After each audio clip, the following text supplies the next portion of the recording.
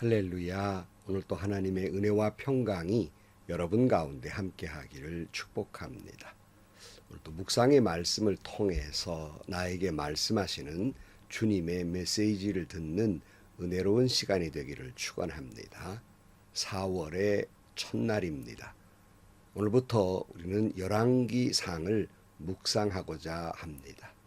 열왕기상 이름하여 왕들의 이야기입니다. 열왕기상의 총 주제는 이스라엘의 하나님은 오직 여호와 하나님 한 분이시다 라고 하는 총 주제를 가지고 있고, 이 왕들의 평가가 나옵니다. 그 평가는 얼마나 하나님의 언약에 따라 순종했는가예요. 오늘 우리의 평가도 마찬가지입니다. 얼마나 하나님의 말씀에 순종했느냐가 귀한 평가의 기준이 될 것입니다. 오늘부터 열왕기상의 말씀을 통해서 하나님께서 나에게 주시는 말씀을 듣는 은혜로운 시간들이 되기를 축원합니다. 오늘 아침 하나님께서 우리에게 허락해 주신 말씀은 열왕기상 1장 1절에서 10절 말씀입니다. 다윗이 나이 많아 늙으니 이불을 덮어도 따뜻하지 않았다. 신하들이 왕에게 말하였다. 저희가 임금님께 젊은 처녀를 한 사람 데려다가 임금님 곁에서 시중을 들게 하겠습니다. 처녀를 시중 드는 사람으로 삼아 품에 안고 주무시면 임금님의 몸이 따뜻해질 것입니다. 신하들은 이스라엘 온 나라 안에서 젊고 아름다운 처녀를 찾다가 수넴 처녀 아비삭을 발견하고 그 처녀를 왕에게로 데려왔다. 그 어린 처녀는 대단히 아름다웠다. 그 처녀가 왕의 시중을 들은 사람이 되어서 왕을 섬겼지만은 왕은 처녀와 관계를 하지 않았다. 그때에 다윗과 학기 사이에서 태어난 아들 아도니아는 자기가 왕이 될 것이라고 하면서 후계자처럼 행세하고 다녔다. 자신이 타고 다니는 병거를 마련하고 기병과 호위병 50명을 데리고 다녔다. 그런데도 그의 아버지 다윗은 아도니아를 꾸짖지도 않고 어찌하여 그런 일을 하느냐 한 번도 묻지도 않았다. 그는 압살롬 다음으로 태어난 아들로서 용모가 뛰어났다. 아도니아가 수르야의 아들 요압과 아비아달 제사장을 포섭하니 그들이 아도니아를 지지하였다. 그러나 사독 제사장과 여호야다의 아들 분하야와 나단 예언자와 시므이와 레위와 다윗을 따라다닌 장군들은 아도니아에게 동조하지 않았다. 아도니아가 엔 로겔 가까이에 있는 소헬렛 바위 옆에서 양과 소와 살진 송아지를 잡아서 잔치를 베풀고 자기의 형제인 왕자들과 유다 사람인 왕의 모든 신하들을 초청하였다. 그러나 나단 예언자와 분하야와 왕의 경호병들과 동생 솔로몬은 초청하지 않았다. 아멘. 오늘 열왕기상의 시작은 이러합니다. 1절에 보면 왕이 나이 많아 늙으니 이불을 덮어도 따뜻하지 않았다 그랬어요. 여러분, 어떤 영웅 호골도 늙는 것은 막을 수 없어요. 늙어가면서 몸의 기능이 저하되는 것을 무엇으로 막겠습니까? 제 개인적인 이야기를 하면 저희 아버님이 90세에 하늘의 부름을 받으셨는데요. 어디가 아파서 돌아가신 것이 아니라 마치 촛불이 이제 다 꺼져가는 것처럼 몸의 기능이 다 자꾸 다 쓰러져서 하늘나라로 가시는 것을 보았습니다. 시편 90편 10절 말씀에 우리의 연수가 70이요 강건하면 80이라도 그 연수의 자랑은 수고와 슬픔뿐이요 빠르게 지나가니 마치 날아가는 것 같습니다. 주님의 분노의 위력을 누가 알 수 있겠으며 주님의 진노의 위세를 누가 알 수 있겠습니까? 우리에게 우리 날을 세우는 법을 가르쳐 주셔서 지혜의 마음을 얻게 해 주십시오 그랬어요. 여러분, 메멘토 모리, 죽음이 있다는 것을 기억하라. 그래서요. 잠언은 이 죽음이 있다는 걸 기억하는 것이 지혜라고 그랬습니다. 오늘 또 여러분 희망찬 이제 4월을 맞이했지만 우리도 항상 언제 하늘의 부름을 받을지 모르는 입장이고요. 또한 우리에게 죽음이 있다는 것을 늘 기억하면서 살아가는 지혜로운 여러분들이 되기를 축복합니다.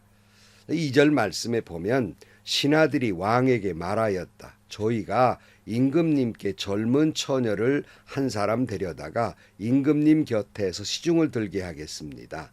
처녀를 시중 두는 사람으로 삼아 품에 안고 주무시면 임금님의 몸이 따뜻해질 것입니다.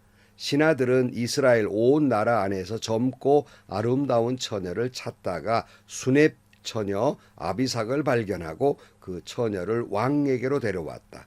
그 어린 처녀는 대단히 아름다웠다. 그 처녀가 왕의 시중을 드는 사람이 되어서 왕을 섬겼지만은 왕은 처녀와 관계를 하지는 않았다 그랬어요. 그러니까 다윗 왕이 늙어가면서 자꾸 이제 기력이 쇠해지니까 신하들이 이제 어떤 치료의 목적을 가지고 수넴 처녀 아비삭을 왕에게로 데려옵니다. 이스라엘은 이 수넴 지방의 처녀들이 매우 아름다웠다고 그래요. 그래서 왕이 이 젊은 처녀를 가까이 하면 좀 기력이 좀 살아날까 하는 치유의 목적이었습니다마는 그런다고 어떻게 늙어가는 걸 막을 수가 있겠습니까?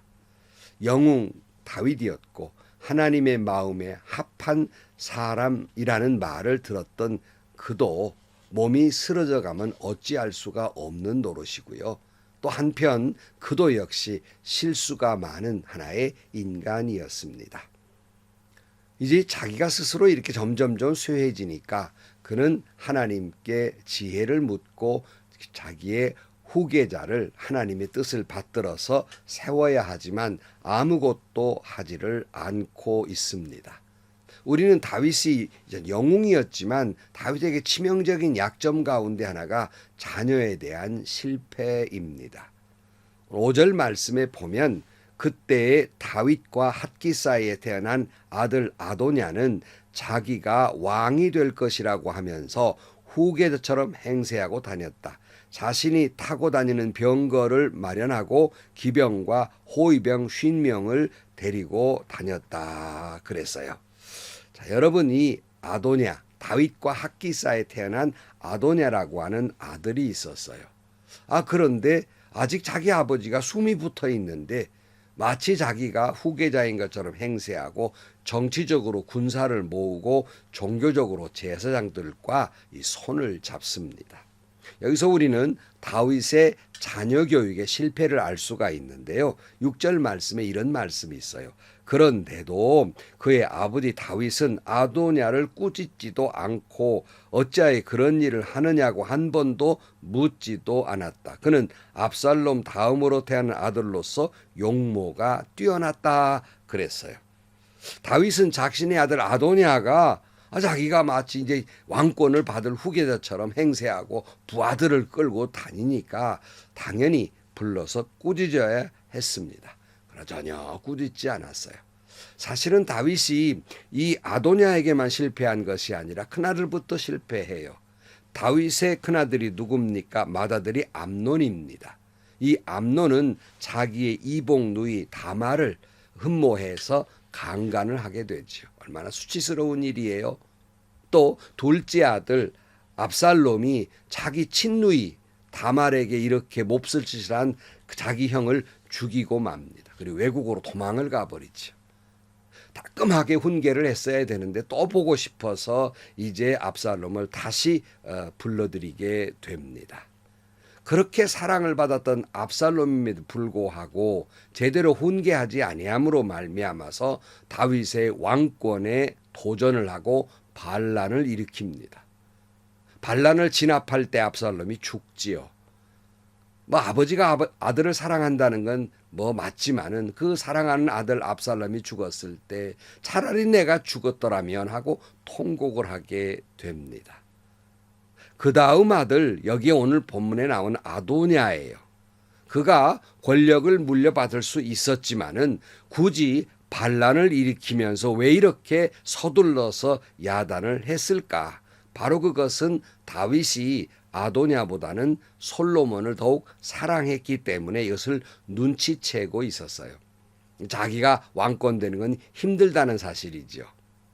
여기 솔로몬은 누구입니까? 다윗이 젊었을 때 큰 실수를 한 적이 있죠. 전쟁에 나간 장수 우리아의 아내 밧세바를 취해서 임신을 하게 되지요.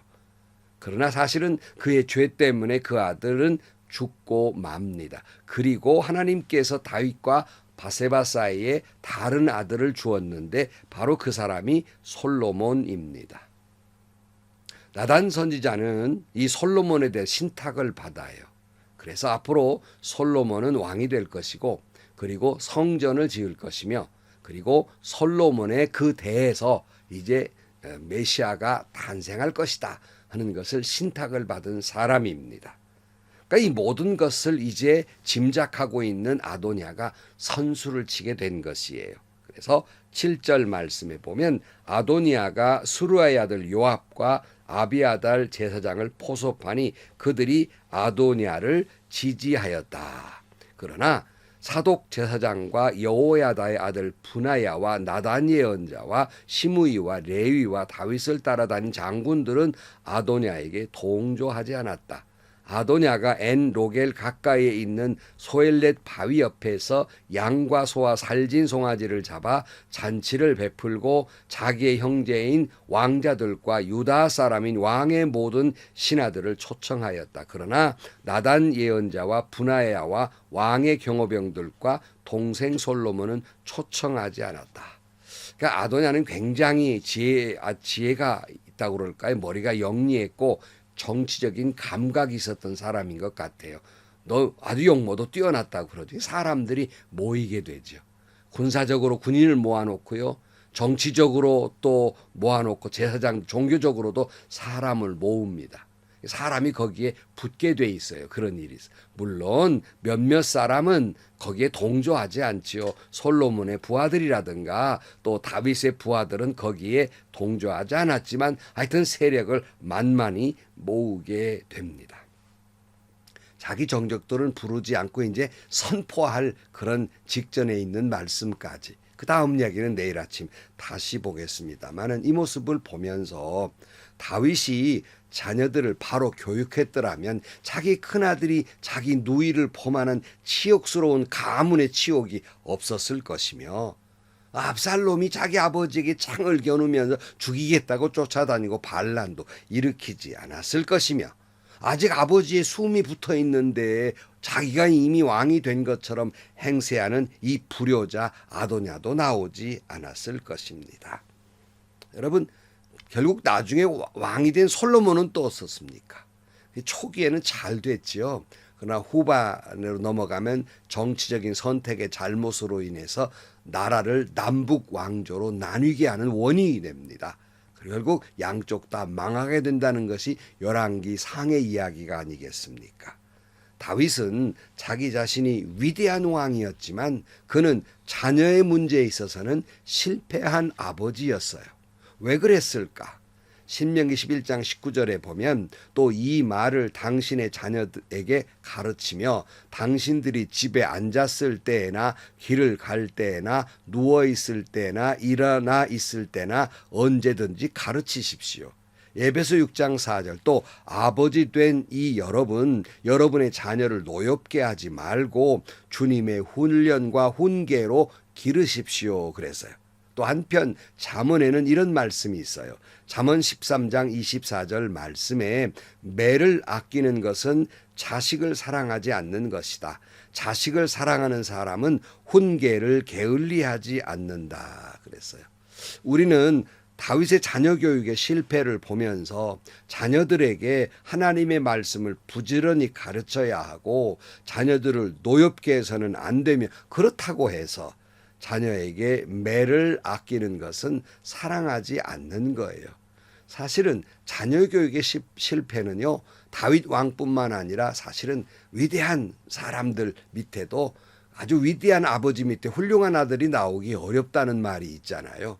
그리고 많은 훌륭한 목사님들 속에서도요, 그 자녀 교육이 잘못돼서 많은 어려움을 겪는 아주 이름 많은 목사님들을 발견할 수 있어요. 참 자녀 교육이 어렵지만 더 그럴수록 말씀 교훈과 훈계로 말씀을 가르치고 또 매를 아끼지 않는 그러한 부모로서 교육을 해야 할 것입니다. 한편으로 이 말씀을 보면서 마무리를 지으면서 우리 모두는 다윗처럼 기력이 쇠할 때가 온다는 사실이에요. 이것은 아무리 젊고 아리따운 수냄 여인을 곁에 두어도 이 늙어감은 아무런 도움이 되지 않습니다. 그러나 여러분, 내 끝은 세상의 끝이 아니에요. 내가 쓰러져 갈 때 하나님의 시작이 있는 거예요. 그러니까 다윗 왕이 쓰러져 갈 때 이제 다음 시간에는 다시 하나님의 시작이 나오게 됩니다. 이처럼 우리가 육신적으로도 쓰러질 때가 있고요. 또 우리의 삶 속에서도 이런저런 것이 나로서는 어찌할 수 없는 쓰러져 가는 것들이 있습니다. 그러나 잊지 마십시오. 다시 말씀드리지만 나의 끝은 하나님의 시작이라는 사실이에요. 나의 쓰러져감은 하나님의 시작입니다. 고린도후서 4장 16절 말씀에 그러므로 우리는 낙심하지 않습니다. 우리의 겉사람은 낡아가나 우리의 속사람은 날로 새로워집니다. 그래서요. 여러분, 나의 쓰러짐을 발견하면서 더욱 하나님을 믿고 의지하고 하나님의 섭리에 맡김으로 말미암아 속 사람도 새롭게 되고 여러분의 가정과 가문도 새로운 놀라운 역사가 있게 되기를 주의 이름으로 간절히 축복합니다. 기도하시겠습니다.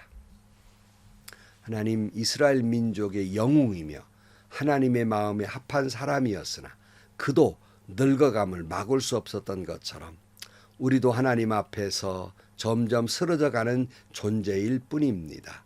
그럴수록 하나님의 섭리하심에 의지해서 살아가는 저희들 되게 하시고 하나님의 사랑과 긍휼히 여겨주심에 의지하여 살아가는 저희들 되게 하여 주옵소서. 주님이 저희들을 이 땅에 보내셔서 우리에게 자녀를 허락해 주셨는데 오직 하나님의 교양과 훈계로 말씀을 가르치게 하시고 또한 엄한 매로 다스릴 줄 아는 그러한 부모가 되고 또 그들에게 믿음의 모범을 보이는 부모들이 되게 하여 주옵소서. 예수님의 이름으로 기도하옵나이다. 아멘.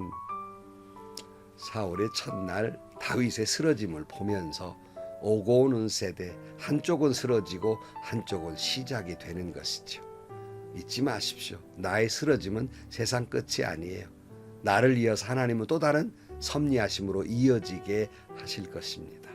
오늘 또 그러기에 오직 우리는 하나님만을 의지하고 주님의 사랑과 긍휼에 의지하고 살아가야 할 것입니다. 또 행복하시고요. 좋은 일이 가득한 하루가 되시기를 주님의 이름으로 간절히 축원합니다.